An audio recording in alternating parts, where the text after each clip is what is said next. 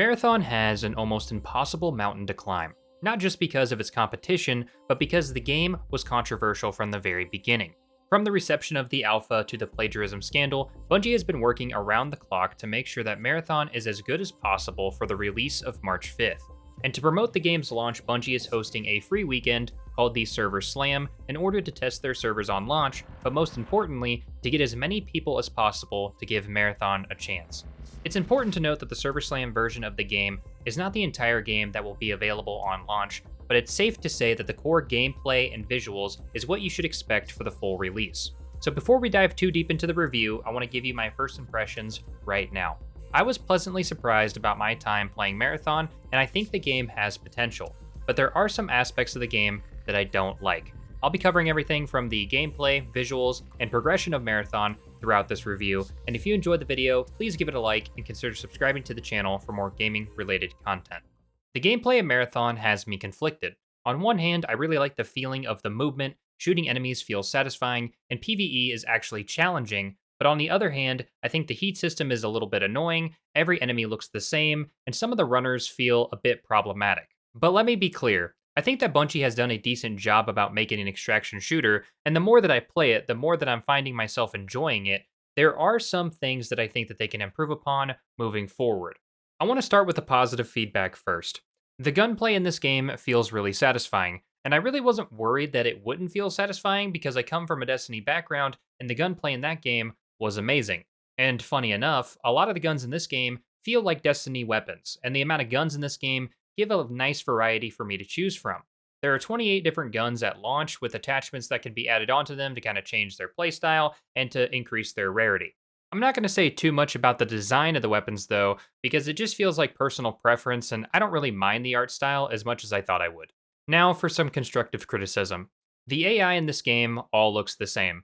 At a distance, there really isn't a way to tell if you're about to fight a grunt, a boss, or a player until you really start shooting at them or you ping them, making me treat every engagement as serious as I can, which isn't really a bad thing to get me immersed in the game, but for the longevity of the game, I think it's a problem. Comparing it to Arc Raiders, and yes, I'm going to compare the games because they are the same type of game, but in Arc Raiders, every enemy type feels very distinct from each other, and you know exactly what you're about to fight well before you engage. I just wish that the designs of the enemies in Marathon were more diverse. One good thing I will say about the enemy AI, though, is that they are very aggressive and hard to kill. I actually enjoy the challenge of the AI combat, and I really hope that Bungie doesn't make them easier to kill over time, just like they did with Destiny.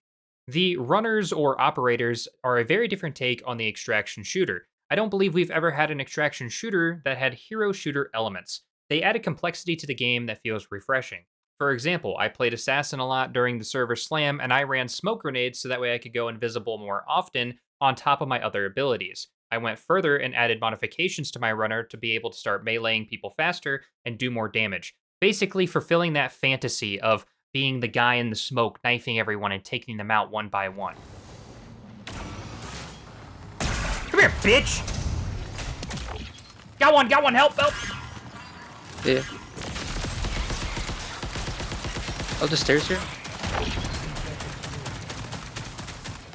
Both of them? They're all dead. And the ability to have that fantasy in an extraction shooter is really cool. But I also feel like that these abilities can become problematic if they're not balanced correctly.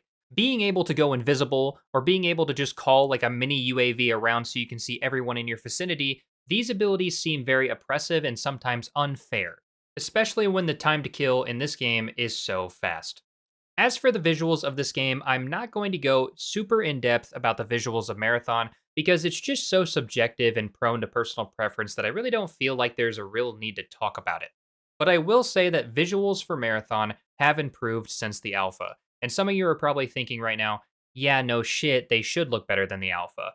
But seriously, what they showed us before compared to what I'm playing right now is a night and day difference. Whatever they did in those 6 months really made this game look a lot more polished.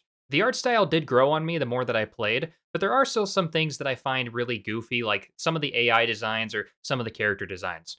Overall, the world and the map designs are really cool, and the art style is growing on me the more that I play. But there is one thing that has to change, and it's the UI. It seems like everyone really agrees that it's pretty bad. The menus, submenus, pictures for items, and the in-game UI is just not very appealing and sometimes confusing.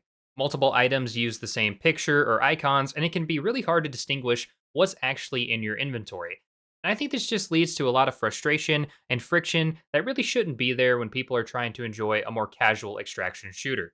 I have a specific issue with the UI that I'll touch on a little bit later in the progression part of this video, but there's just so much art in this game that is so cool and unique that they could be using, but instead they're using a lifeless gray screen with a couple of icons.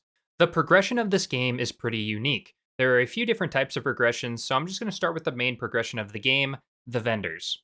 The vendor system introduces the main factions and corporations of Marathon and are unlocked through what I assume are the story quests for the game. There is more emphasis on the story and the world building of this game, unlike other extraction shooters that I've played in the past. I was able to unlock 5 of the 6 vendors that are available, and all of them look and sound very unique. And each faction has skill trees that'll affect your gameplay. Some of the skills that you'll unlock are items that are available for purchase on the vendor that you would normally have to find in raid, or just simply increasing your stash capacity, while others directly affect your gameplay, like performing slides taking less heat, or increasing your melee damage. There are also capstone upgrades that will slowly unlock as you buy upgrades and complete contracts. Which, speaking of contracts, this is the main quest system for Marathon. Contracts are objectives that you will complete while you're in raid. I'm assuming that the quests that are marked as priority are the story-based quests that'll progress the narrative and unlock some of the maps, while the standard contracts are mainly completed to increase your reputation with the vendors. Which leads me to my biggest complaint with this game's progression. You can only have one contract active at a time. Not one story quest, not one quest per vendor, one quest per raid. This makes the progression of the game feel very slow, and I'm not able to multitask, so I pretty much just complete my objective and I leave as soon as I can. My biggest recommendation to Bungie is at minimum let 3 contracts be available at a time to complete, maybe even go a step further in 1 contract per faction. Earlier in the video, I mentioned that I had an example about how bad the UI in this game actually is, and here's when it comes into play. The vendor screens are super bland, boring, and lifeless. Bungie, why are you hiding the coolest art in the game behind a gray screen?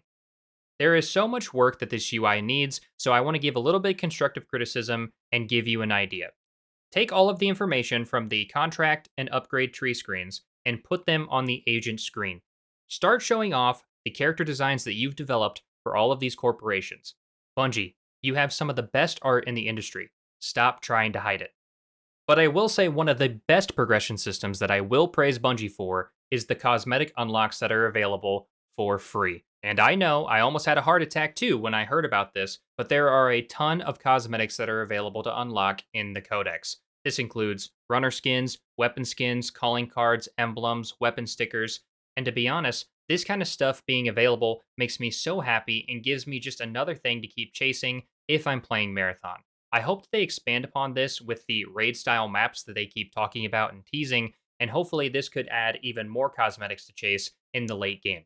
So Bungie, great job, keep doing this stuff. Overall, I had a fun time playing Marathon, and I'll be buying the full game. I would encourage you to give this game a chance and form your own opinion while the game is free. But if you weren't able to do that, I wanted to make a review on the game and give my initial thoughts of Marathon. There is definitely room for improvement, and some things like the UI should have been better by now. There's no excuse for it.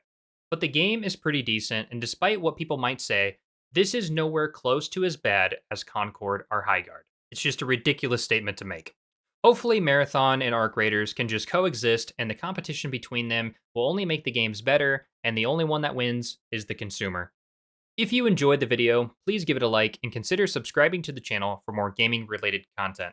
Thank you all for watching, and I'm going to go play Resident Evil 9 because I've been waiting so long to play this game, and I'm going to have a review out for it very soon. I'll catch you guys in the next one. Peace!